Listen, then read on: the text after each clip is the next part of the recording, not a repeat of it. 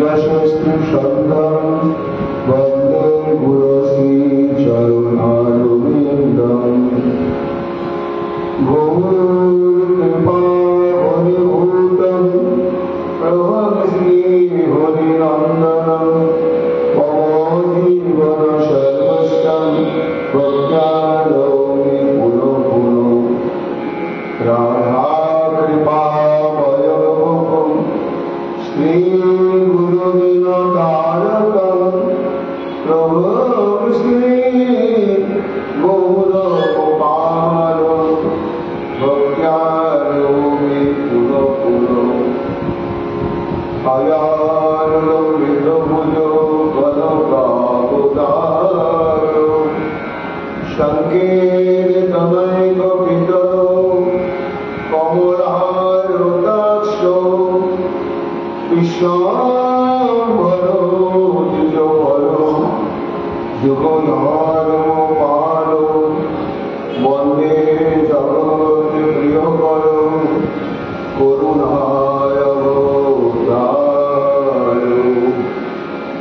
आनन्द लीलामय विग्रहाय हेमादिव्य छवि सुन्दराय तस्मै महाप्रेम रसप्रदाय चैतन्यचन्द्राय नमो नमस्ते निदानन्दमिदं सर्वं प्रेमानन्दस्मृतिकृतं जेनो सततं वन्दे नित्यानन्दं जगद्गुरुं श्री अद्वैत नमस्तभं कलियुग कृपानिधे गौरी प्रेम प्रदानाय श्री सीतापतये नमः नागिनी स्वरूपाय गौरांग सुहृदाय च भक्त शक्ति प्रदानाय गदाधर नमस्तुते प्रणमामि शिवासं तमातः पंडितमुदा श्रीगौरांग कृपापत्रं कीर्तनानन्दमानसम् गौरी प्रेमो प्रदायैव सर्वत्र समदर्शिने नारायणो सुदारो च श्रीमन्नरो वरये नमो वराभ्यो विरामं मृगमदतिलकं कुण्डलाक्रान्तगण्डं कन्याक्षं कुम्भकण्ठं सुमेधसुभगमुखं शारदनस्तवेणुं श्यामं शान्तं त्रिभङ्गं रविकरं वसनभूषितं वैजयन्त्यां वन्दे वृन्दावनस्थविभूतिशतकृतं ब्रह्मगोपालवेशम् नमो नवीननेत्राय वेदवादविनोदिने राधाधर सुधापरं शालिने गुणमालिने हे कृष्ण करुणा सिन्धु दीनबन्धु जगत्पते गोपेश गोपिकान्त राधाकान्त नमस्तुते मुखं करोति वचालं पङ्गुं लङ्घयते गिरिं यत्कृपातमहं वन्दे परमानन्दमाधवम् तप्तो काञ्चनगौरं राधे वृन्दावनेश्वरी विश्वभानुसुते देवी तां नमामि हरे प्रिये भावस्वरूपातं कृष्णप्रिया गुरुवशी प्रेममुक्तिप्रदे देवी राधिका प्रणमाम्यहम्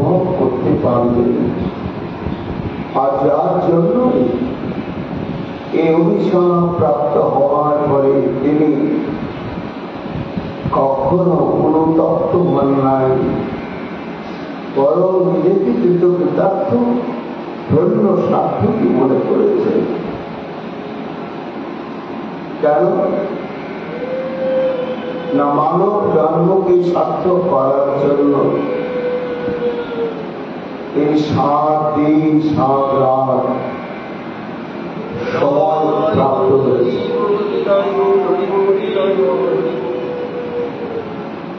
তাই নিরবচ্ছিন্ন ভাবে অনশনব্রত গ্রহণ পূর্বক তিনি শ্রবণ করে চলেছে। লীলা পুরুষোত্তম ভগবান শ্রীকৃষ্ণের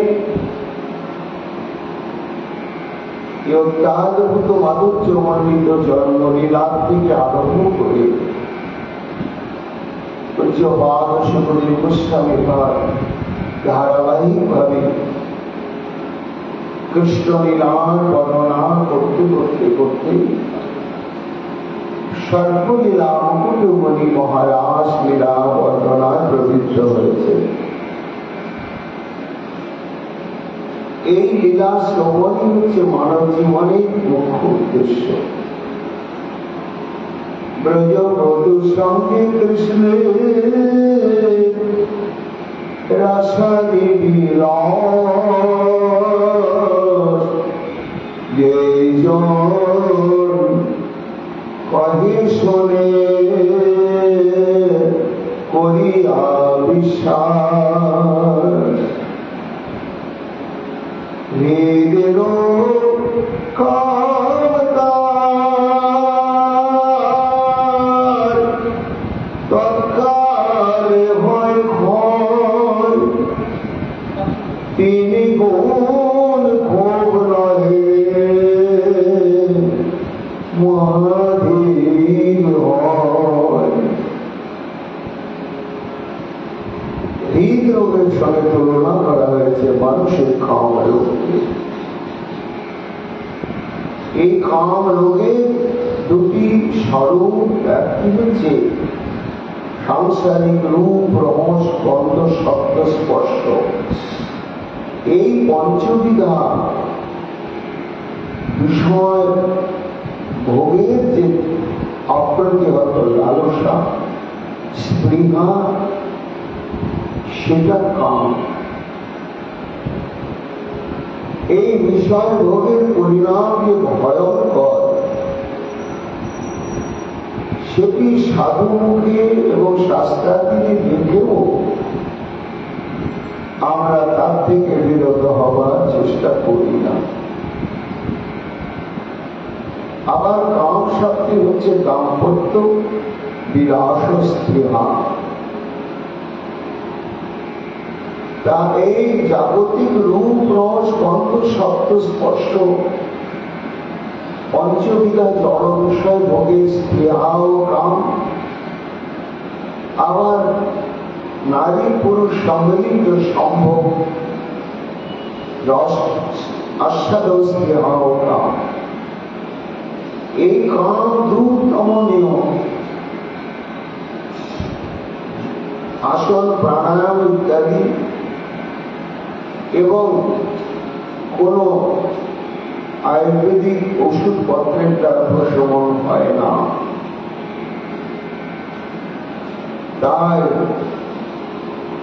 দেখিয়া পাণ্ডবে দর্প করিয়া বিচার, বৃন্দাবনে রাসলীলা কইলা প্রচার। একটি অদ্ভুত মহাশক্তিশালী ঔষধ মহারাসলীলা, যা রসবহুল, মাধুর্যমণ্ডিত, শ্রবণেই মিষ্টি। শুধু শ্রবণ করা, কিভাবে শ্রবণ করতে হবে না, শ্রদ্ধান্বিত অনুশীলন অথবা সুকমণি রাসলীলা ফলশ্রুতি কীর্তনগুলোকে গিয়ে বললেন যে এই রাসলীলা শ্রবণ করতে হবে অনুশীলন, অনু শব্দটি প্রয়োগ করবে। এই অনুশব্দের দুটি ব্যাখ্যা। এক হচ্ছে কোন মহৎ সাধু, মহন্ত এবং কোন গুরুদেব, তার আনুগত্যে আমাদের এই রাসলীলা শ্রবণ করতে হয়। আবার অনুশব্দ হচ্ছে অনুক্ষণ, হঠাৎ একদিন শ্রবণ করলে হবে না। আমি যদি আমার নিজের দুর্দমনীয় কাম রোগ সম্বন্ধে সচেতন হই এবং আমি নিজেও যদি বুঝতে পারি যে এই রোগকে প্রশমন করার মতো সাধ্য আমার নেই, আর অন্য কোন চিকিৎসার দ্বারাও এই কাম রোগ নির্মূল হবে না, অথচ আমি তাকে নির্মূল করতে ইচ্ছা করি, এই রকম কাম রোগ থেকে মুক্তি পাওয়ার জন্য যার অন্তঃকরণ ব্যবহৃত হয়েছে, এমন মুমুক্ষু রোগীর কর্তব্য কি অনুষ্ঠে নেওয়া, অনুক্ষণ সহ, অর্থাৎ প্রতিদিন একদিনও বাদ না, আবার প্রতিদিনের মধ্যে যদি সুযোগ থাকে একাধিকবার আমরা শ্রবণ কীর্তন করতে পারি। এই হচ্ছে অনুষ্ঠেয় গুরু বৈষ্ণবের আনুগত্যে এবং নিরন্তর শ্রবণ করতে হবে। তাহলে আর অন্য কোনো ভজনাঙ্গের কোনো অপেক্ষা নেই, শুধু একটি বস্তু, সেটি বলা হয়েছে শ্রদ্ধান্বিত অনুষ্ঠিত। শ্রদ্ধা কবিরাজ গোস্বামী পাদ বললেন, যেই দর্শনে করে করিয়া বিশ্বাস, তার শ্রদ্ধা শব্দ হচ্ছে বিশ্বাস। ডাক্তারবাবু যখন আমার ব্যাধিটাকে চিনতে পেরে একটা ঔষধ লিখে দেয়, তখন সেই ওষুধ সম্পর্কে আমার মনের মধ্যে কিন্তু বিন্দুমাত্র অবিশ্বাস যাবে না। কেন? প্রথম বিশ্বাস চিকিৎসকের প্রতি আমার হয়েছে যে না, তিনি যথার্থ চিকিৎসক এবং তিনি যে আমার ব্যাধিটা ধরেছেন, এটাতে একটা বিশ্বাস। আর এই ব্যাধির যে কি ঔষধ উনি ভালো জানেন, কাজে উনি যে ঔষধটি লিখলেন এটি যথার্থই আমার ব্যাধি সারবেই সারবে। যেমন রোগাক্রান্ত ব্যক্তি চিকিৎসকের প্রতি বিশ্বাস স্থাপন করে এবং তৎকর্তৃক নির্দেশিত ঔষধের উপরে বিশ্বাস স্থাপন করে, সুখমণি বলছে এই যে অতি দুর্দমনীয় কাম ব্যাধি, এই কাম ব্যাধি যে ভগবানের রাসলীলা শ্রবণ করলে সারবে, এটা ঔষধ, একে কর্মের দ্বারে বারবার পান করতে হবে, এটা বিশ্বাস রাখতে হবে। আর নির্দেশ করেছেন কে? পরমহংস চূড়ামণি শ্রী সুখদেব গোস্বামী পাদ, যিনি আজন্ম ব্রহ্ম ধ্যান তত্ত্ব নিরত, মাতৃগর্ভ হতে ভূমিষ্ঠ হয়ে নারী ছেদ না করে উনি অঙ্গের মধ্যে জড়িয়ে নিয়ে চললেন বর্ণের মধ্যে। শাস্ত্রে রয়েছে 12 বৎসর মাতৃগর্ভে ছিলেন, কিন্তু যেই মাত্র ভূমিষ্ঠ হলেন সঙ্গে সঙ্গে তার শরীরটা 16 বৎসরের যুবকের মতো হয়ে গেল। 16 বৎসর যুবকের মতো হয়ে গেল। তিনি যখন বনে চলে যাচ্ছেন, তাকে দেখে বিন্দুমাত্র বস্ত্রহীন দেবগণাগণ সরোবরে স্নান করছিলেন, কেউ লজ্জা প্রকাশ করলেন না। আর হা পুত্র বিদেশ, হা পুত্র বিদেশ বলতে বলতে মহর্ষি কৃষ্ণদ্বৈপায়ন বেদব্যাস যাচ্ছেন।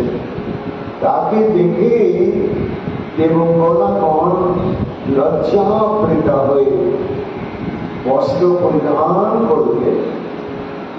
তাই দেখে ঋষিবর আশ্চর্য হলেন, যে প্রস্ফুটিত যৌবন আমার এই পুত্রটি এদের সামনে দিয়ে চলে গেল, এরা কিন্তু মাত্র লজ্জা অনুভব করলে না। আর আমি তো বৃদ্ধা যে বৃদ্ধ, তাকে শাস্ত্রজ্ঞ, আমাকে দেখে লজ্জা হল না। তাই কৌতূহল থামতে না পেরে তাদেরকে জিজ্ঞাসা করেছিল। তার উত্তরে তারা কি বললেন, বলে ঋষিবর আমি কিছু বলো না, তোমার তো দেহ দৈহিক সম্বন্ধটা রয়ে গেছে, কিন্তু এই যে আমাদের সামনে দিয়ে চলে গেল তার কোন দেহ দৈহিক সম্বন্ধ জ্ঞানই নেই। দ্বিতীয় পুরুষ কাকে বলে, প্রকৃতি বা রমণী কাকে বলে, রমণী এবং পুরুষের মধ্যে উভয়ের সম্পর্ক কি, এই সম্পর্ক বিন্দু মাত্র ওর ধারণায়।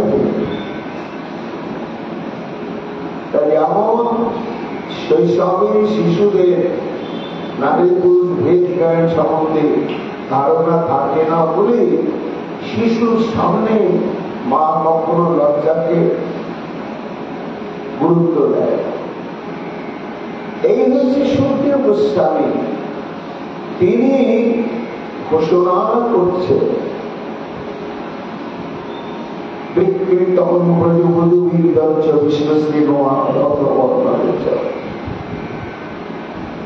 কাজে চিকিৎসা করছেন এখানে সুখদেব গোস্বামী পাঠ, আর ঔষধটি হচ্ছে রাসলীলা। আর রোগাক্রান্ত আমরা এই কলিভাত ঠিক করি। যেমন রোগী চিকিৎসক এবং তার যারা ঔষধের উপর বিশ্বাস স্থাপন করে, ওই বিশ্বাসের নামই হচ্ছে শ্রদ্ধা। এই শ্রদ্ধা নিয়ে যদি গুরু বৈষ্ণবের আনুগত্য নিরন্তর শ্রবণ করতেই থাকা হয়, তাহলে হৃদরোগ তৎকালে হয় ক্ষয়, আর 3 গুণ ক্ষোভ নয় মহাবীর। এই জন্যই শ্রী চৈতন্য মহাপ্রভু নিত্য রাসলীলা শ্রবণ করতেন। সুরমণি বলছে মহারাজ কি গোবিন্দের বংশের ধ্বনি শ্রবণ করে সমস্ত গোপিকাগণ আপন আপন ধর্মাদি পরিত্যাগ করে চলে গেলেন। তাদের মধ্যে কেউ কেউ পিতৃভি ভাতৃবন্ধু কোন কোন গোপীগণ যেতে পারলেন না, বাধা প্রাপ্ত হল। কে বাধা দিল? কোন গোপীকে বাধা দিল তার স্বামী। এই মধ্য ঋষিকে গভীর রজনী, আর তুমি সতী নারী কোথায় যাচ্ছ? না, তুমি যেতে পারবে না। পিতৃভি পিত্রালয়ে কোন গোপী ছিল, সেই গভীর রজনীকে বংশীধর শ্রবণ করে যখন চলে যাচ্ছে, জন্মদাতা পিতা বলছে, কন্যা তুমি কোথায় যাচ্ছ এত রাত্রে? উদ্ভ্রান্ত হয়ে গভীর অরণ্যের অভিমুখে শুনেছ, পরিণাম কি হবে? না, তোমার যাওয়া হবে না। আবার কোন কোন কবি সেও বিদ্যালয়ে ছেলে, সেই মুহূর্তে পিতা ছিল না। যখন স্বামীর ফাঁসি বাজে তখন সেই মুহূর্তে ছিল তার ভ্রাতা। সে দেখছে ভগ্নী উদ্ভ্রান্ত হয়ে হঠাৎ গভীর রাত্রিতে বনের দিকে ছুটছে, দৌড়িকে বাধা দিয়ে বলছে, ভগ্নী তুমি ভুল করছো, কোথায় যাচ্ছ? বন্ধু অনেক অনেক দাদাকে আত্মীয় স্বজন কোন কোন রাগের গোপীকে আটকে দিলেন। না, তোমাকে যাওয়া হবে না। এই বলে তারা বাধা প্রাপ্ত হলেন। মহারাজ পরীক্ষিত, আচ্ছা বাধা প্রাপ্ত হওয়ার পরে কি হলো? সভ্যজি বলছে, অনেকে বেঁধে রাখলো, অনেকে বকাঝকা করলে, অনেকে পাহারা দিয়ে রাখলে। এইভাবে কোন ক্রমেতেই তারা আর গৃহ সীমানা অতিক্রম করে গভীরের দিকে যেতে পারবে না। কিন্তু এরা কারা?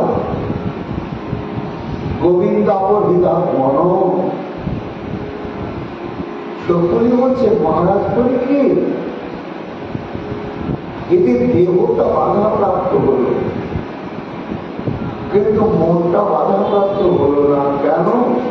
মনটা তো তাদের কাছে নেই, মনটা আগেই দখল হয়ে গিয়েছে, অন্য একজনের দখলেই চলে গিয়েছে। আর যিনি দখল করেছেন তিনি করতেও অকর্ত অন্যথা করত সমর্থ তত্ত্ব বিশেষ, যেমন তেমন নয়। এই জন্য শরীর বাধা পেলেও মন তাদের বাধা পেল না।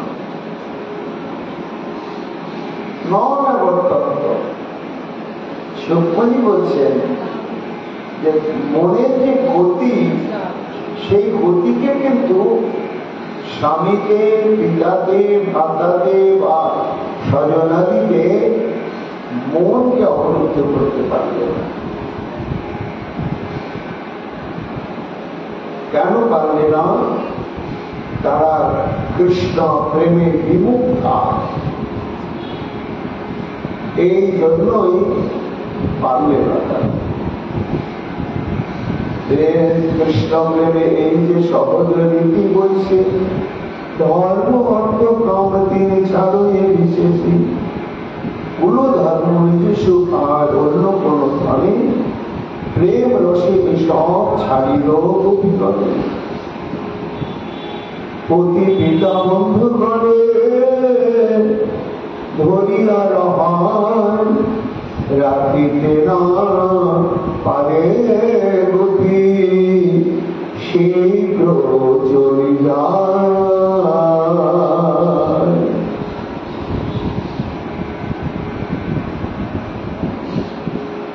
এরা বাধা পেল কেন? সবাই পেল না, এরা বাধা পেল কেন? এদের যথাবস্থিত শরীর বংশধ্বনি শ্রবণ করে মহারাসলীলা যোগদান করতে পারবে না। পারার কারণ না, ব্যাখ্যাকার বলছে যে এই সমস্ত কবি হচ্ছে সাধন শিক্ষা কবি, এবং সাধন শিক্ষা কবির মধ্যে আবার দুই প্রকার ভাগ আছে, এক যৌতিকী আর এক অযৌতিকী। যৌতিকী সাধন শিক্ষার কবি কারা না? পুরাণে বর্ণিত রয়েছে দণ্ডকারণ্যবাসী ৭,০০০ মুনি, এরা গোপাল মন্ত্রে উপাসনা করতে। তাই যখন দৈবক ক্রমে সেই দণ্ড বনেতে মা সীতা দেবী সহ প্রভু রামচন্দ্র যখন গমন করলেন, অবস্থান করলেন, তখন সীতা দেবীর অন্তরঙ্গ সেবা এবং তাতে প্রভু রামচন্দ্রের প্রসন্নতা দেখে ওই ৭,০০০ ঋষিগণের অন্তরে বাসনা জাগল যে আমরা যদি নারী দেহ বা প্রকৃতি দেহ প্রাপ্ত হতাম, তাহলে এইভাবে পরম পুরুষকে আমরা দেহ মন ইন্দ্রিয় সেবা পরিচর্যা সর্বাত্মক ভাবে সুখ দিতে পারতাম। কিন্তু সেটি কি সম্ভব? সর্বান্তর্যামী প্রভু রামচন্দ্র তাদের অন্তঃকরণের এই অভিলাষের কথা জানতে পেরে তখন বলেছিলেন, তথাস্তু হে মণিগণ, তোমরা যে প্রকৃতি দেহ এবং প্রকৃতি ভাবকে আশ্রয় করে সবকিছু দেহ দ্বারা দিয়ে আমার সেবা করে প্রসন্ন করতে চাইছেন, সেটা কিন্তু হবে না। কেন? এই যুগে আমার এক পত্নী ব্রত, আমি একমাত্র এক পত্নীকে অঙ্গীকার করব। এই জন্য এই পরবর্তীতে যে আগত দাপর লীলা, এই দাপর লীলাতে আমি মর্যাদা পুরুষোত্তম নয়, লীলা পুরুষোত্তম রূপে আমার আবির্ভূত হব এবং তখন আমার বহু পত্নী ব্রত, তাই তখন আমার এক নাম আমি বহু বল্লভ। তাই তোমরা গোপীকে জন্মগ্রহণ করে তোমরা সেইভাবে আমাকে প্রাপ্ত হবে। এই যে 60,000 দণ্ডকারণ্যবাসী মুনিগণ, এরা তখন ভজন করতে লাগলে প্রকৃতি দেব ভাবনা নিয়ে। টিকাকার বলছে যে এইভাবে ভাবনা নিয়ে ভজন করতে করতে করতে করতে এরা সবাই ভাব সিদ্ধ এবং স্বরূপ সিদ্ধ হয়ে গেল। তার মধ্যে মধ্যেও কিছু ভাব সিদ্ধ কিন্তু স্বরূপ সিদ্ধ হতে পারে না, এই রকম কিছু সাধক থেকে গেল। এখন যোগমায়া যখন এরা গোষ্ঠীবদ্ধ, তো এদেরকে যখন গোপীগণকে জন্ম দিচ্ছে, নিয়ে আসছে, তখন যারা স্বরূপ সিদ্ধ হতে পারেন নাই, কেবল ভাব সিদ্ধ হয়েছেন, তাদেরকেও তার মধ্যে নিয়ে চলে নিয়ে এলেন। কেন না, এই কারণ উত্তরটা বলা যাবে না, তবুও অনুমান করা যায়। দৃষ্টান্ত দিয়েছে মহাজন, যেমন কোন আমবাগানের মালিক, সে তার খুব মূল্যবান সুস্বাদু অমৃত ফল আশা করে গেছে, কাটতে শুরু করলে আমি সমস্ত ফলগুলো সুন্দর করে সংরক্ষণ করে বৃন্দাবনে গোবিন্দ মন্দিরে পাঠিয়ে দেব। সেখানে গোবিন্দজি ভোগিলা। তখন তিনি কি করেন না, সব পাকা আমগুলো কি ওইখানে সংরক্ষণ করেন, তার মধ্যে কাঁচা আমগুলো সংরক্ষণ করি না। কেন? এরাও 2-4 দিন পরে পাকবে। তা পাকা আমের সঙ্গে কিছু যেমন কাঁচা আম ওর মধ্যে হয়ে যায় সংরক্ষণ, এবং যেতে যেতে কিছু পেকেও যায়, কিছু পাকে না, কিন্তু পৌঁছে গেল গোবিন্দের কাছে। এই যে যারা পাকলো না, তাদেরকে বলা হচ্ছে ভাব সিদ্ধ, স্বরূপ সিদ্ধ নয়। এরা গোপীদের জন্মগ্রহণ করল, পূর্বরাগ দশায় কৃষ্ণের সঙ্গে সম্বন্ধ হল, পরকীয়া ভাব প্রাপ্ত হল, কিন্তু স্বরূপ সিদ্ধ না হওয়ার জন্য এই সমস্ত সাধক সিদ্ধ গোপীগণ স্বামী কর্তৃক সম্ভুক্তা হল এবং অনেকেই পুত্রবতী হল।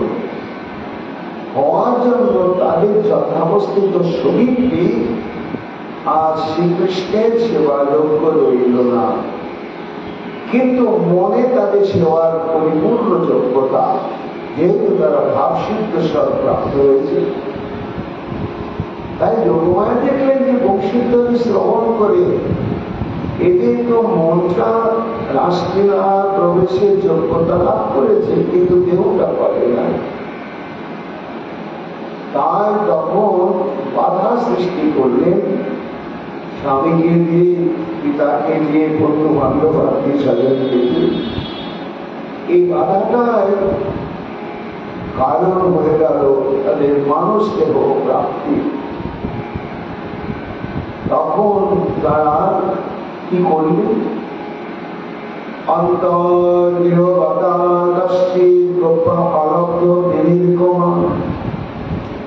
কৃষ্ণ ভাবনা যুক্তা দুর্মিলিত লোচনা। এই কারো ভ্রাতা, কারো আত্মীয় স্বজন, কারো পিতা, কারো স্বামী বাধা দিয়ে একেবারে যেতে দিলে না, ঘরের মধ্যে বদ্ধ দশা করে দিল। তখন এই সমস্ত গোপীগণ কি করলেন? অলব্ধ বিনিদ্রম, কেড়ে কেটে হাতে পায়ে ধরে বুঝিয়ে সুঝিয়ে কোনো প্রকারেই রকম আর কৃষ্ণের নিকটে যারা যেতে পারলেন না,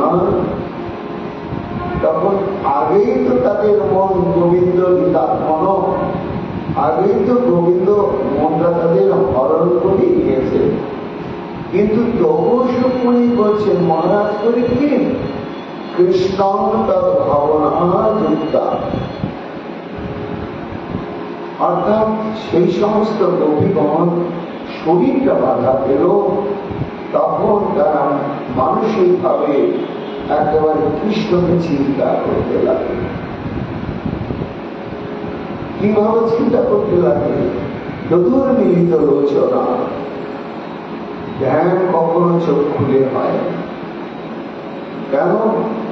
যে কোনো সূক্ষ্ম বস্তু, অত্যন্ত প্রিয় বস্তু যখন আমরা আস্বাদন বা অনুভব করবার জন্য চেষ্টা করি, তখন যেমন সমস্ত অন্যান্য ইন্দ্রিয়গুলোকে আমরা বন্ধ করি।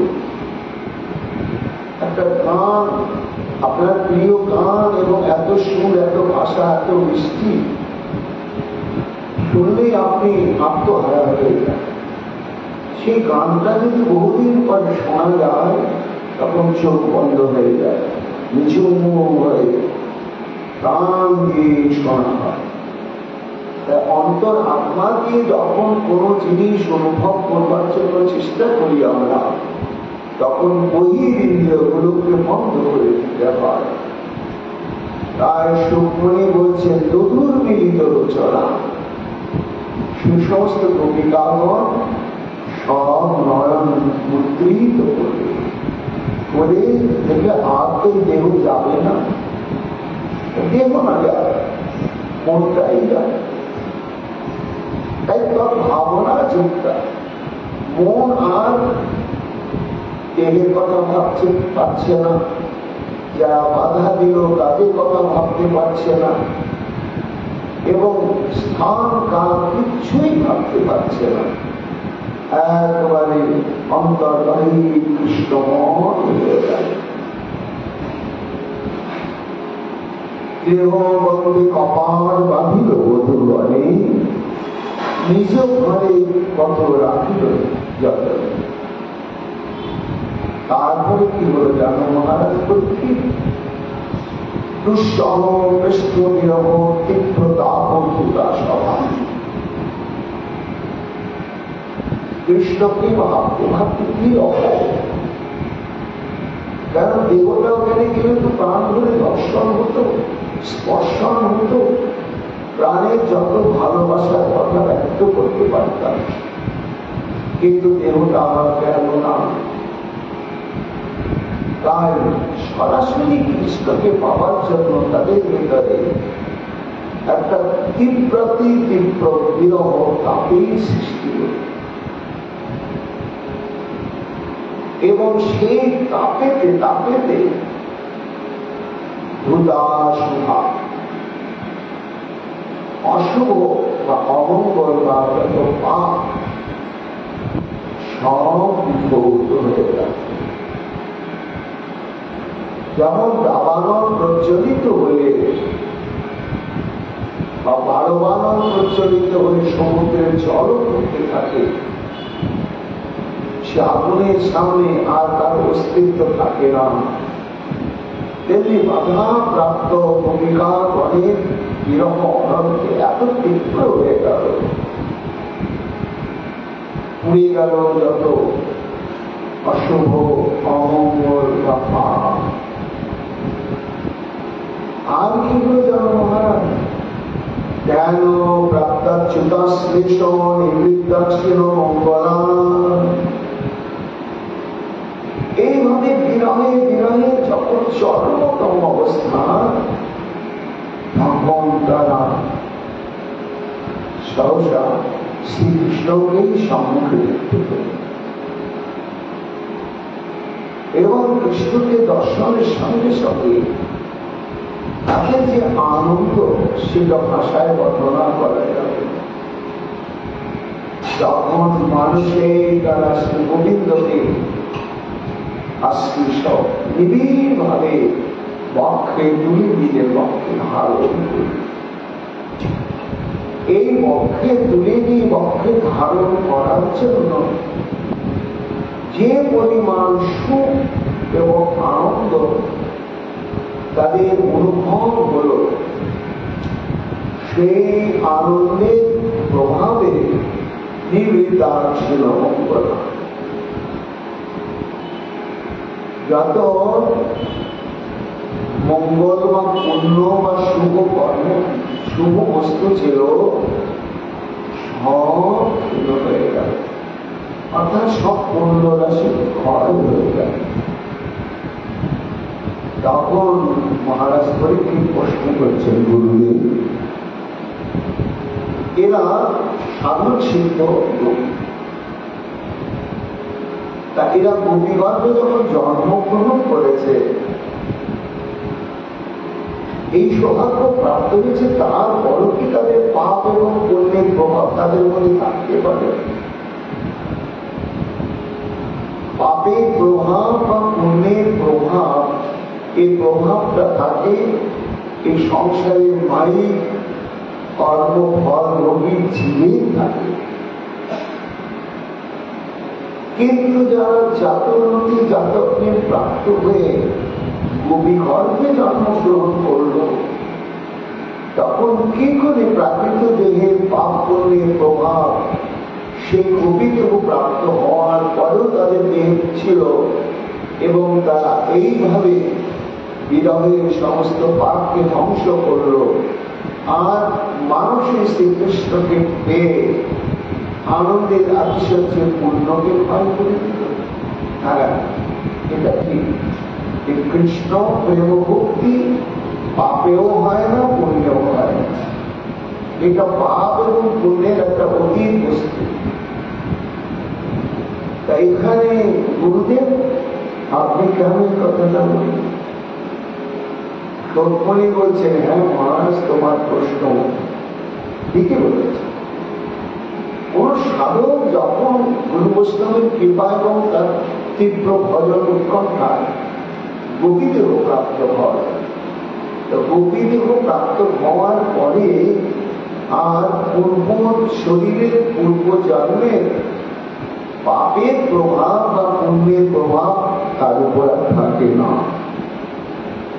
একেবারে তার শাস্ত্র বলে দিয়েছে, আর যুক্তি বিচারেও এটা নির্ধারিত। তবে এখানে বলা হচ্ছে অশুভা এবং মঙ্গলা না, এর একটা নিগুণ তাৎপর্য রয়েছে। মহারাজ বলে কি সেই তাৎপর্য কি না? তাৎপর্য হচ্ছে যে এই যে গোপীগণ তথা শ্রীমতী রাধারানী, এরা যখন বিরহ সমুদ্রে ডুবে যায় শ্রীকৃষ্ণের অদর্শনে, শ্রীকৃষ্ণের সঙ্গ থেকে বঞ্চিত হওয়ার জন্য, তখন তাদের অন্তঃকরণে যে বিরহানল প্রজ্বলিত হয়, সেই বিরহানলের প্রভাব কি জানো মহারাজ পরীক্ষিত? না যদি কোনো গোপীখান হৃদয়স্থিত কৃষ্ণ বিরহে স্ফুলিঙ্গ কণা, একটা অনুপরিমিত কণা যদি কখনো বেরিয়ে পড়ে, তাহলে কোটি কোটি ব্রহ্মাণ্ড চলে শেষ হয়ে যাবে। এই যে ব্রহ্মাণ্ডগণ চলে যাওয়া, দগ্ধীভূত হয়ে যাওয়া, এটাই অশুভ। তারা দগ্ধীভূত হয়ে গেল কি করে? না ওই বিরহে, কৃষ্ণ বিরহে তাপে এক কণা, স্ফুলিঙ্গ কণা প্রাপ্ত হওয়া। তা এখানে অশুভ শব্দের মধ্যে হচ্ছে এই যে গোপীগণের বিরহে এক স্ফুলিঙ্গ কণার দ্বারা কোটি কোটি ব্রহ্মাণ্ড দগ্ধীভূত হতে পারে, অর্থাৎ তাদের কাছে এটা চরম অশুভ। এই কোটি কোটি ব্রহ্মাণ্ড দগ্ধীভূত হওয়ার কারণটা চলে গেল। কেন গেল? তারা ধ্যানে কৃষ্ণকে প্রাপ্ত হল। এই জন্যই অশুভ চলে যাওয়ার অর্থ এখানে এই মাইক দেহের পাপ নয় বা পুণ্য নয়। আর এখানে শুভ বা মঙ্গল ক্ষয় হয়ে যাবে কত কথা হলো কেন? তার কৃষ্ণ সঙ্গ প্রাপ্ত হলে গোপীগণের যে পরিমাণ আনন্দ হয়, অনন্ত কোটি ব্রহ্মাণ্ডের পার্থিব অপার্থিব সর্ব জগতের জীবের ইন্দ্রিয়গ্রাহ্য বস্তু ভোগের দ্বারা যে পরিমাণ আনন্দ, স্বর্গে সুধাদি আস্বাদন করে যে পরিমাণ আনন্দ, আর সর্বোপরি আত্মারা মুনিগণের যে মোক্ষানন্দ, এই বিশাল মোক্ষানন্দ পর্যন্ত ম্লান হয়ে গেল কৃষ্ণ আলিঙ্গনজনিত আনন্দের কাছে। তাতে প্রাকৃত জগতে বা মোক্ষ প্রাপ্ত ব্যক্তির যে সুখ বা আনন্দের সম্ভাবনা সব ক্ষয় হয়ে যায়। এইখানে এই জন্যই বলা হলো তাদের সমস্ত অশুভ এবং শুভ নাশ হয়ে গেল। এই সাধন সিদ্ধা কবি তাদের মধ্যে যে অযৌক্তিকী গোপীগণ ছিলেন, যোগমায়া দেবী এইভাবেই বাধা সৃষ্টি করে তাদের ওই দেহটাকে নাশ করে দিলেন। দেহটা ওইখানে, ওই সরাসরি দেহটা গেল না। কেন গেল না? না, এই দেহ তাদের স্বামী কর্তৃক সংযুক্তা হয়েছিল, তারা অনেকে পুত্রবতীও ছিলেন। এই জন্য ওই দেহটা কখনো কৃষ্ণ সেবার জন্য নয় বলে সেই দেহটাকে নাশ করে দেওয়ার জন্যই যোগমায়া দেবী এই বাধাটা সৃষ্টি করে। তখন তারা তাদের দেহকে পরিত্যাগ করে তমেব পরমাত্মানং জানভূতামি সঙ্গতা গুণময়ং দেহং সদ্য প্রক্ষিণ বন্দনা। আচ্ছা, এইভাবে যখন তারা ধ্যানে শ্রীকৃষ্ণকে প্রাপ্ত হলেন, তাদের কি গতি হল? সেই প্রসঙ্গে সুখদেব গোস্বামী পাঠ করেছে যে মহারাজ পরীক্ষিত, যোগুর গুণময়ং দেহ, তাদের যে গুণময় দেহ, এই দেহটাকে তারা পরিত্যাগ করবে। পরিত্যাগ করার জন্য তারা সত্য প্রশ্ন বরণ করা,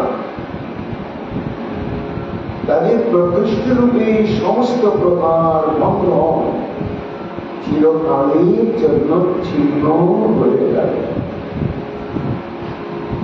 তা কি করে ত্যাগ করলেন করতে?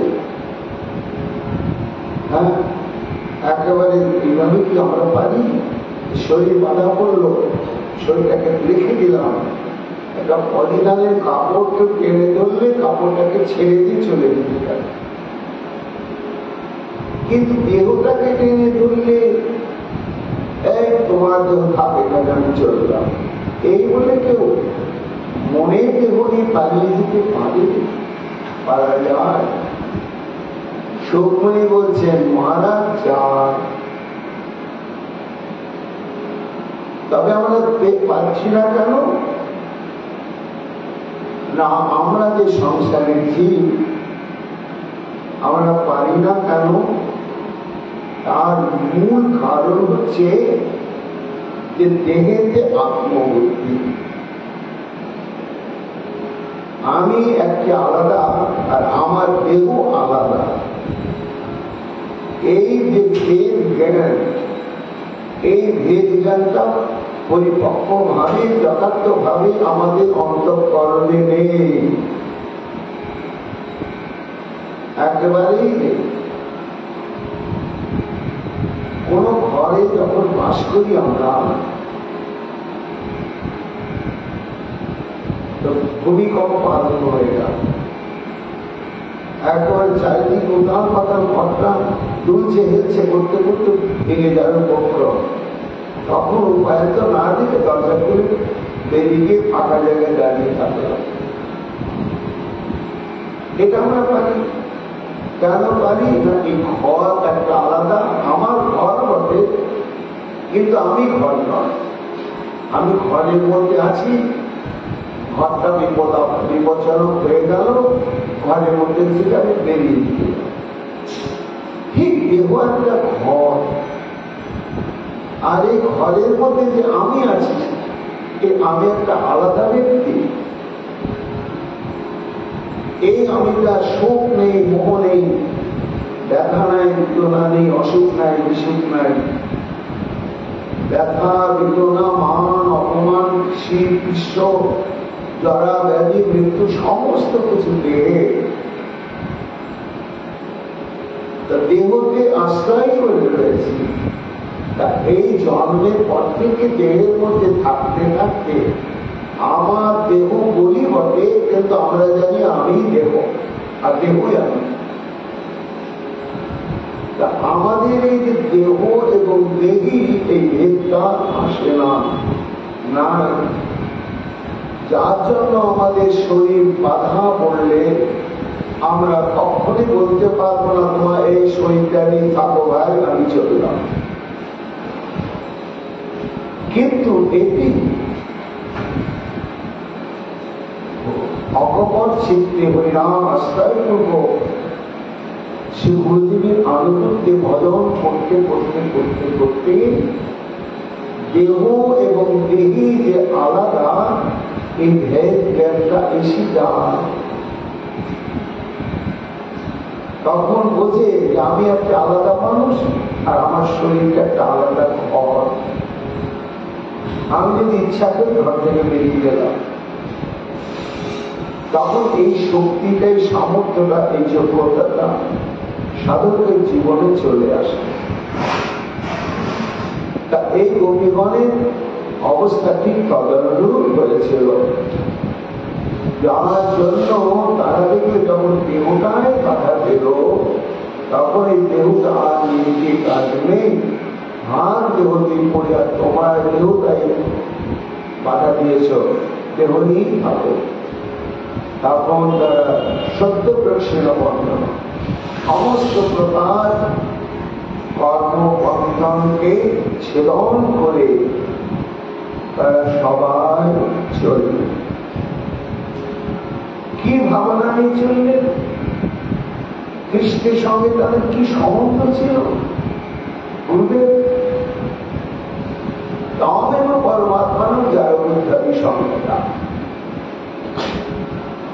কৃষ্ণের সঙ্গে তাদের একটা গভীর দাম্পত্য প্রেমের সম্বন্ধ ছিল, এবং সেই প্রেমটা কেমন জানো? যার উদ্ধারী ভাব, অবৈধ স্বামী, বৈধ স্বামী নয়। বিবাহিত জীবনে কোন রকমে যদি অন্য পুরুষের সঙ্গে আবার প্রেমের সম্পর্ক স্থাপন করে, তখন সেই দ্বিতীয় প্রেমিক লোকটাকে বলা হয় উপপতি। যার শব্দ হচ্ছে উপপতি। তাদের জ্ঞান ছিল আমরা বিবাহিত, আমাদের স্বামী করে দেব করে ডাকতে দিল, কিন্তু আমরা ভালোবেসে ফেলেছি কৃষ্ণকে, আর কৃষ্ণকে আমরা জানি, আর কিছু জানি না।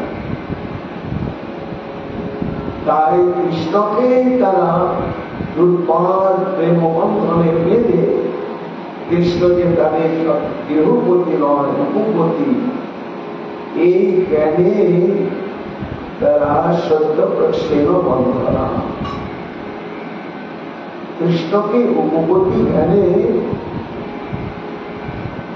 তারা দেহ ত্যাগ করে। এইবার পরীক্ষা করছে এটা কেমন উপপতি ভাব না। ভগবান নিজেই যখন লীলায় আসেন, তখন এটি তিনি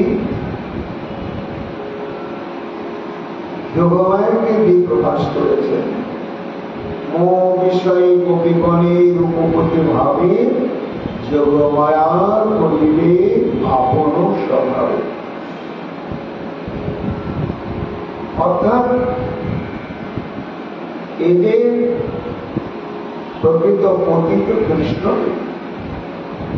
কিন্তু লীলাতে সেই তাদের বিবাহিত জীবনে তাদের মধ্যে একটা প্রতীতি বিশ্বাস ধরানো হয়েছিল যে আমরা বিবাহিতা, আমাদের ঘরের স্বামী আছে, সবই আছে, আমরা তাকেও মানে শ্রদ্ধা করি, কিন্তু ভালোবাসা যে বস্তুটি আছে সেটি কৃষ্ণের জন্য, প্রেমময় যে বস্তুটি আছে সেটি কৃষ্ণের জন্য।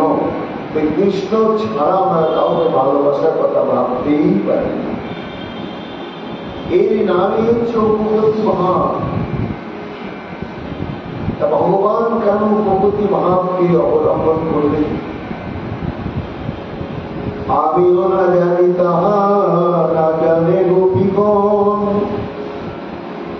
তোমার গুণে তোমার নিত্য হয় মন। অর্থাৎ গোবিন্দ যোগমায়াকে আশ্রয় করে মহারাজ বলিকে শোনো, তিনি যে লীলা বিস্তার করলেন বলে বৃন্দাবনে, আমিও না জানি, তিনি কি জানেন না? তিনি যে স্বয়ং ভগবান, এক বলে ঈশ্বর কৃষ্ণ সমৃদ্ধ, যারে জয়ছে না চায় রয়েছে পরে নৃত্য। এই যে ঈশ্বর তিনি লীলায় এসে তিনি সেটা ভুলেই কাঁদে, ক্ষুধা কাতর হন, লজ্জাবান, ক্রোধ প্রকাশ করেন লীলায় এসে। আমিও না জানি, অর্থাৎ আমিও জানি না যে আমি কৃষ্ণস্থ ভগবান স্বয়ং, আর গোপীরাও জানে না এরা অনাদি অনন্তকাল আমারই স্বরূপ শক্তি। কেন? এই আমি স্বয়ং ভগবান, এরা স্বরূপ শক্তি জ্ঞান থাকলে এই অত্যাভূত প্রেমের ক্রীড়া কখনো হবে না। তাই ধর্মশালী লাগে তোহে করলে মিলন, কবু মিলে কবু না মিলে দৈবের ঘটন। এখানে তত্ত্বের বিচারে স্বয়ং ভগবান হওয়া সত্ত্বেও ইচ্ছা করলে রাধারানীকে পেতে পারে। কেন? বহু বহু দৃষ্টান্ত আছে। জটিলায়নের ভয়ে আর যেতে পারছেন না, কিন্তু রাধারানীর জন্য এত তীব্র ব্যাকুলতা, ঘোর অবস্থার রাত্রি, শীত রাত্রি, নন্দগ্রাম থেকে আর থাকতে পারছেন না, সুচিবেদ অন্ধকার, তার মধ্যে চুপ চুপ বেরিয়ে পড়লেন, একেবারে চলে এসেছেন যাবত মন্দির। রাধারানী স্বয়ং প্রকোষ্ঠে, সেদিন আবার পাশের ঘরের শাশুড়ি।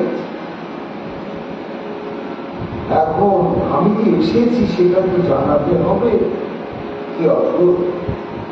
কোকিলের কণ্ঠস্বরে অনুকরণ করে কু কু করে ডাকছে। কেউ বুঝতে পারছে না যে ওটা আসলে কৃষ্ণের কণ্ঠ। সবাই ভাবছে যারা একটু জেগেছিল বা ডাক শুনে যে ঘুম ভেঙে জেগে উঠল, তারা দেখছে কোকিল ডাকছে। কোকিল ডাকে এমন কি গুরুত্বপূর্ণ ঘটনা, ডাকছে ডাকছে। কিন্তু রাধারানী ডাক শুনেই বুঝলেন এ তো বৃন্দাবনের কোকিল নয়, এ রাধারানী বীর বৃন্দাবনের কোকিল, আমার বালবল্লভ শ্রীকৃষ্ণ। কিন্তু সর্বনাশ, এই বাদীর ঘরে সে উপস্থিত হয়েছে। উঠানে একটা বিরাট আমরা কুল গাছ, কুল গাছটার সঙ্গে নিজের শরীরটা সেটে দিয়ে কুচু করে যাচ্ছে। রাধারানী আর থামতে পারছেন না, উঠবার চেষ্টা করছে। এই উঠবার চেষ্টা করছে, হাতে কঙ্কনা দিয়ে তার জন করে বেঁধে উঠল। জটিলা বলছে, বৌমা বৌমা এত রাত্রে উঠছ নাকি? আর বউ অমাবস্যা একেবারেই দরজা করবে না, বেরোবে না। এই শাশুড়ি তো ঘুমায়নি। হায় হায়, আবার মাথাটা বাঁধিয়ে রাখে। কিছুক্ষণ স্তব্ধ, আবার শ্রীকৃষ্ণ কোকিলের কণ্ঠস্বরে ডাকতে লাগলেন। আবার আধারে থাকতে পারছেন না, আবার যে উঠতে দিলেন, আবার সমস্ত অলঙ্কারের শব্দে জটিলা বলছে, বৌমা বারবার বলছি উঠবে না, বাইরে যাবে না, আমার কথা তুমি বিশ্বাস করছো না। আর যাওয়া হলো না। চোখের জলে বারিশটা ভিজতে শুরু করল। শ্রীকৃষ্ণ এইভাবে দুবার তিনবার চেষ্টা করে যখন আর রাধারানীর সঙ্গ পেলেন না, কাঁদতে কাঁদতে নীরবে আবার নন্দালয়ে ফিরে। সুখমণি বলছেন, মহারাজ করে কে না, তিনি হচ্ছেন স্বয়ং ভগবান, যিনি ইচ্ছা করলে সবকিছু করতে পারে। কিন্তু এই যে আমিও না জানি গোপীগণ, আমি যে সর্বশক্তিমান কৃষ্ণ, তাই যদি জানতাম তাহলে কি আর এই যাবতীয় গভীর অবশ্যই রাত্রে ওই ফুল গাছ ছায়া থেকে বেরিয়ে কাঁদতে কাঁদতে নন্দালয়ে আসতাম, ভগবত শক্তি প্রকাশ করতে পারতেন না। কেন? যোগমায়ের সমাপিত। এবং গোপীগণেরও ধারণা হলো যে আমরা অন্তরে ভালোবাসা একটা ওকে ভালোবেসে বেড়েছি, জানি ও আমাদের বৈধ স্বামী নয়, কিন্তু প্রেম কোন আইন কানুন মানে না, কোন সিদ্ধান্ত মানে না, তাই তারাও ভালোবেসে ফেলেছে। কেন? এতে ওই প্রভু তোমার তো দারোগা তো বিবাহ করেছিলে, সেখানে কি তোমার প্রেম পিপাসা মিটেনি? সেখানে 16,000 রানী তোমাকে তো স্বামী রূপে ভজন করেছে। বলে না, প্রেম পেয়েছি, কিন্তু প্রেমের চরম পরাকাষ্ঠাকে পাইনি। কেন পাইনি? পরকিয়া বিনা নহে রসের উল্লাস, ব্রজ বিনা ইহার অন্যত্র নাহি বাস। এই যে দাম্পত্য প্রেম, এই প্রেমটা যদি পরকীয় ভাবকে আশ্রয় না করে, তাহলে প্রেমের মধ্যে যে চমৎকারিতা হয়, লক্ষ লক্ষ প্রকার মাধুর্য আছে, সেটি প্রেম যতক্ষণ পর্যন্ত পরকীয় ভাবকে আশ্রয় না করবে, ততক্ষণ পর্যন্ত আস্বাদন হবে না। তবে এই পরকীয়া ভাবটি একমাত্র বৃন্দাবনে, তারকা মথুরা বৈকুণ্ঠাদিতে কখনো নয়। এই জন্য হে মহারাজ পরীক্ষিত, যারও বুদ্ধায় বিপ্রসন্ন মঙ্গলা, তারা উপপতি ভাব পোষণ করে তাদের গুণময় দেহ পরিত্যাগ করে তারা কৃষ্ণ ভোগের যোগ্য দেহ প্রাপ্ত উৎসব জ্যোতির্ময় দেহ প্রাপ্ত হয়ে কেউ সঙ্গে সঙ্গেই মিললেন মহারাষ্ট্রীরা, আবার টিকাকার কম বলছেন কেউ পরের দিনে রাসলীলায় গিয়ে মিলিত হবে। এই জন্যই তাদের এই উপপতি ভাবটি নিন্দনীয় নয় মহারাজ। তাই যদি হবে তোমাকে বলেছি উদ্ধবের উক্তিতে, উদ্ধবজি গোপী তত্ত্ব সম্মুখরূপে উপলব্ধি করার পরে কি মন্তব্য করলেন?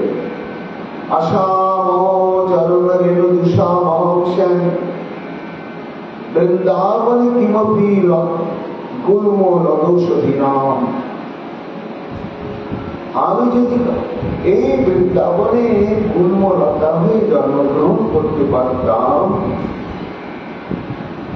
তাহলে নিজেকে ধন্যাতি ধন্য মনে করতাম। বলে উদ্ধবজি, বৃন্দাবনের পথের ধারে দুগ্ধ ঘাসের মধ্যে কি মহিমা দেখলেন? বলে গোপী হওয়া তো সম্ভব নয়, আর সরাসরি গোপীগণকে সেবা করারও সম্ভব নয়। তারা এত ধরা ছোঁয়ার বাইরে এত উচ্চকোটি তত্ত্ব। তাই যে পথে গোপীগণ অভিসারে কৃষ্ণের দিকে সর্বধর্ম লঙ্ঘন করে যখন উৎক্রান্ত হয়ে চলে, তখন তাদের পায়ের ধুলোগুলো উড়ে উড়ে গিয়ে দুর্গ ঘাসের উপরে পড়ে। দুর্বা ঘাসগুলো গোপীর সেবা করার ভাগ্য পায় না এবং পাবেও না।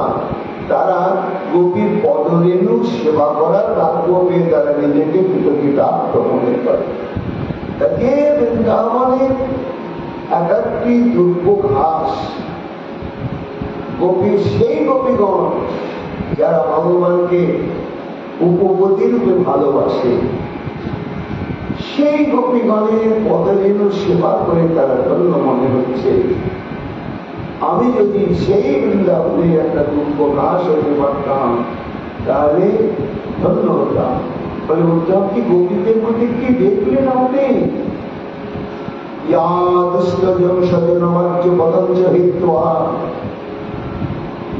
তা কখনো ত্যাগ করা যায় না।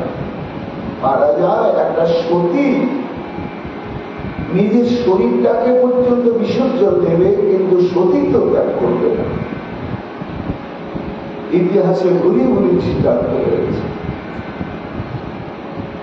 কিন্তু সতীনারীর সতীত্ব রক্ষা করাটা যেমন একটা চরম ধর্ম। এরা গোবিন্দকে এমনি প্রেমের বন্ধনে বাঁধলেন, আর্য পদঞ্চ হিত্বা, এই সমস্ত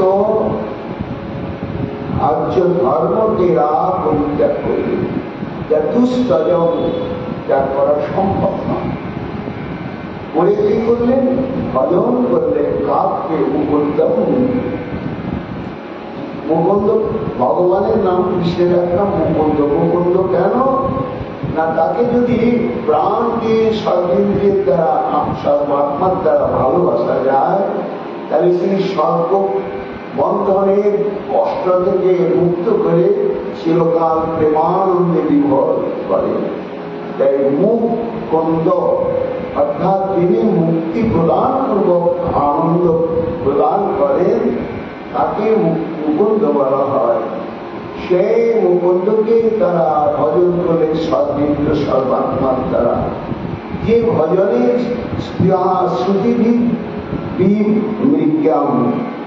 শ্রুতির অধিষ্ঠাত্রী দেবতাগণ যে সৌভাগ্য পাওয়ার জন্য তপস্যা করে চলেছে। কাজে মহারাজ পরীক্ষিত সেই গোপীগণ এইভাবে তাদের দেহকে চলন করে। দেহ একটা ঘর দেখছে নরবর করছে, তা শরীর গিয়ে কি হল, কর্মবন্ধন থেকে মুক্ত হয়ে গেল।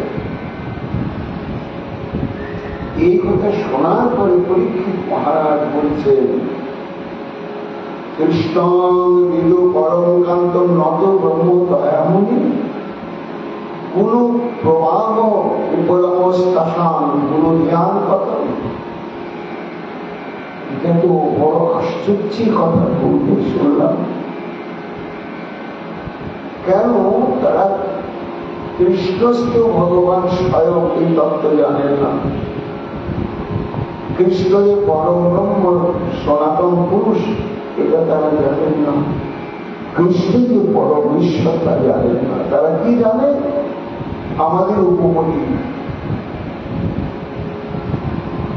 এইভাবে কৃষ্ণকে যারা ভগবান জানেন না, পরম ব্রহ্মরূপে জানেন না, ঈশ্বর রূপে মানেন না, জানেন না, কেবল মাত্র উপপত্তি রূপে মানেন, এই ভাবনা পোষণের দ্বারা কি করে সর্বপ্রকার কর্মবন্ধন এবং গুণের বন্ধন থেকে মুক্ত হয়ে গোবিন্দকে পাওয়া যায়? এটা কি সম্ভব না? এই প্রশ্নটা করলেন মহারাজ পরীক্ষিত সুখদেব গোস্বামী। এখন এখানে একটা কথা হচ্ছে যে হঠাৎ পরীক্ষিত কি জানেন না, যিনি মাতৃগর্ভের মধ্যে অদ্বৈত জ্ঞান তত্ত্ব ব্রজেন্দ্র শ্রীকৃষ্ণকে দর্শন পেয়েছে, আর যাকে দর্শন প্রাপ্তি মাত্রের বিদ্যতে হৃদয়ের দৃষ্টিগত সর্বসংশয়া তত্ত্বজ্ঞানের উদয় হয়ে যায়। কাজে তিনি কি জানেন না যে কৃষ্ণ কি বটে? তারা যাই মনে করুন, যেহেতু কৃষ্ণ পরমেশ্বর, কিন্তু তবু তিনি প্রশ্ন করলেন কেন? যেন জানেই না ব্যাপারটা। এই যে টিকাকার বলছেন যে ভক্তগণ ওর নাম পরীক্ষিত রাখা হলো কেন না? যখন কৃষ্ণকে দর্শন করলেন মাতৃগর্ভে ভূমিষ্ঠ হওয়ার পরে কেউ এলে তিনি পরীক্ষা করতেন, এই লোকটাকে কি আমি মাতৃগর্ভে রেখেছিলাম? এই একটা কারণে তার নাম পরীক্ষিত, আর একটা কারণে তার নাম পরীক্ষিত এই ব্রহ্ম সাব্যস্ত হওয়ার পরে। কেন? তিনি যে বসেছেন তার পেছনে তাকে ঘিরে লক্ষ কোটি আপামর সাধারণ জনসাধারণ বসেছে, এবং মহারাজ পরীক্ষিতের এত বড় শক্তি যে সুখদেব গোস্বামী পাদে এই কথা যখন ছড়িয়ে গেল লক্ষ কোটি সাধারণ মানুষের কাছে, তখন তিনি পরীক্ষা করে বুঝতে পারেন, সবার মনকে পরীক্ষা করছেন যে আমার গুরুদেবের এই কথাটা সবাই কিরকম ভাবে নিল না। পরীক্ষা করে দেখলেন যে কেউ আসল ভাবে নিতে পারেনি।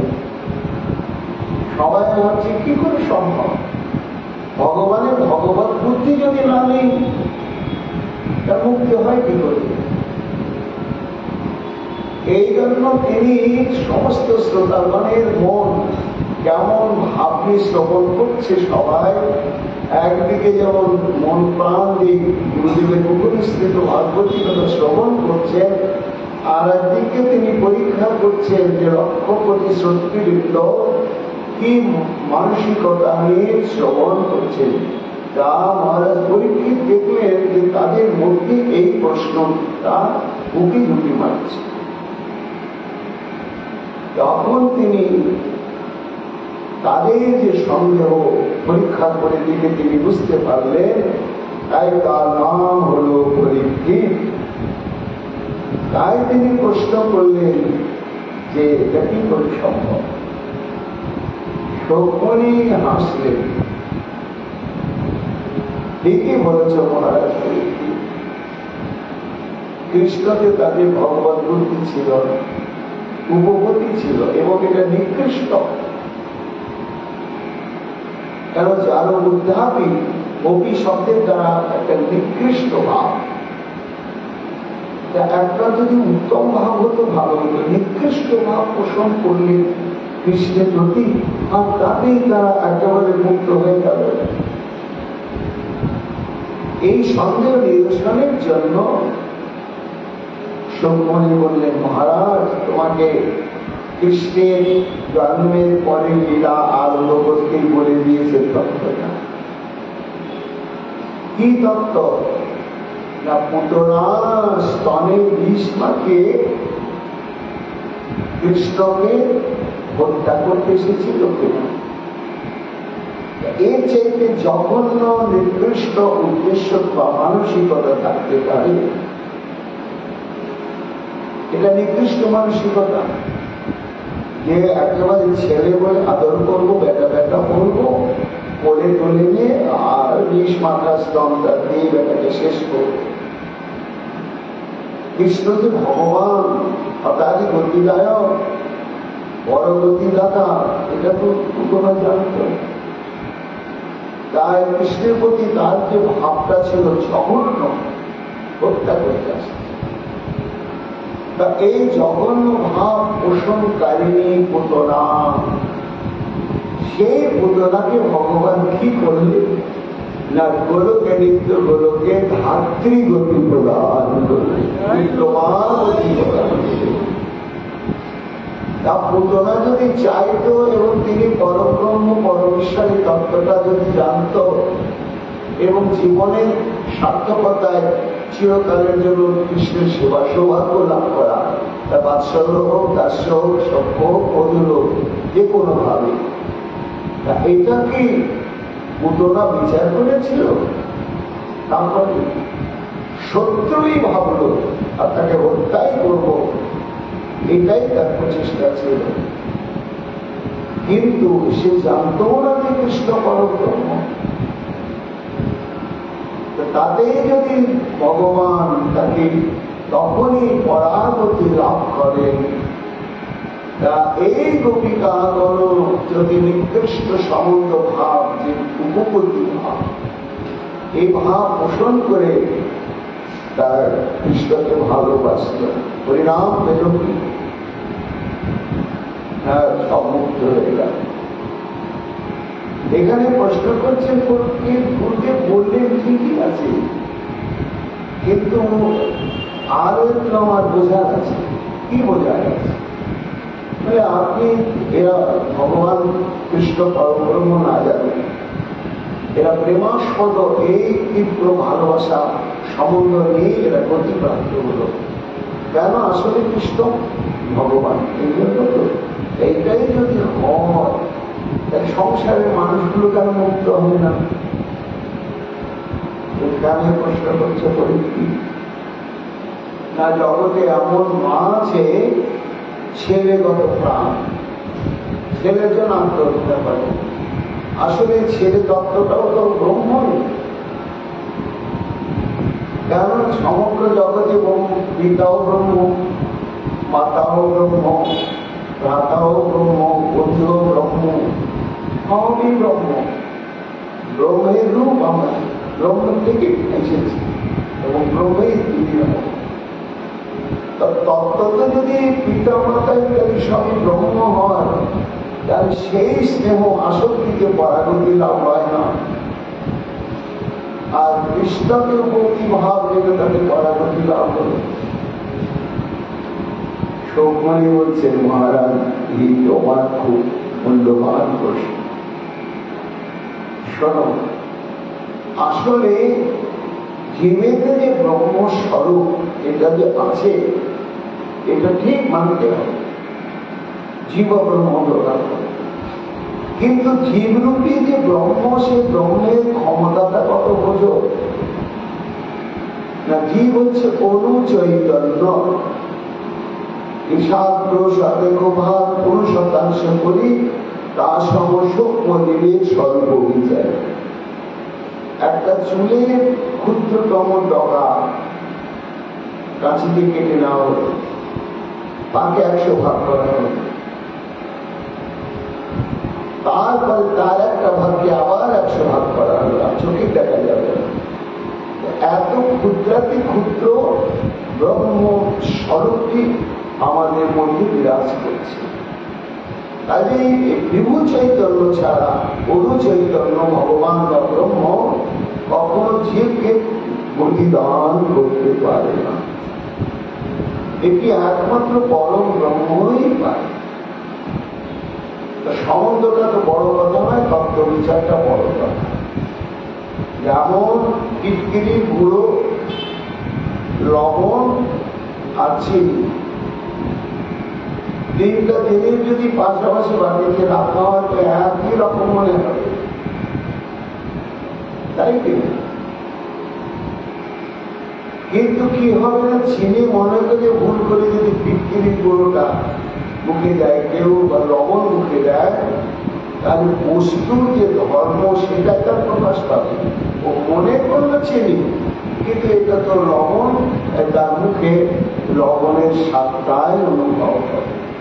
মনে করলো এটা চিনি, কিন্তু বস্তুটা চিনি নয়, এই বস্তুরই ক্রিয়া হবে। তাই গোপীগণ যেমন ওকে মনে করছে আমাদের উপপত্তি, কিন্তু তত্ত্বতা তিনি হচ্ছেন পূর্ণ ব্রহ্ম সনাতন স্বয়ং ভগবান। আমি যেমন চিনি বলে মনে করি বা লবণ মনে করে চিনিও যদি খাই, তাহলে চিনির প্রক্রিয়াটা হবে তেমনি উপপতি ভাবে তাকে ভজন করার জন্য যেহেতু তিনি তত্ত্বত ঈশ্বর কর্ম বিশ্ব সচ্চিদানন্দ বিগ্রহ অনাদিরাদি গোবিন্দ সর্বকারণ এবং পরব্রহ্ম, এই জন্যই তার পরব্রহ্ম স্বরূপেরই ক্রিয়া তাদের উপরে সক্রিয় হবে, যার জন্য তারা উপপতি জ্ঞান করলেও তাদের পরাগতি লাভ হয়ে গেল। সেই হেতু মধ্যে সন্দেহ জাগিল, অন্তর্কে কান্ত কৃষ্ণ কেমন রহিল তার, এই জন্যই চলে গেল। তার পরিপ্রেক্ষিতে, এই প্রশ্নের পরিপ্রেক্ষিতে সুখদেব গোস্বামী আরো কিছু বললেন। মহাপ্রভুর আগামীকাল আমরা তার শ্রবণ কীর্তন করব। এখনকার মতো ভাগবতী কথা আমাদের এখানেই বিশ্রাম লাভ করছে।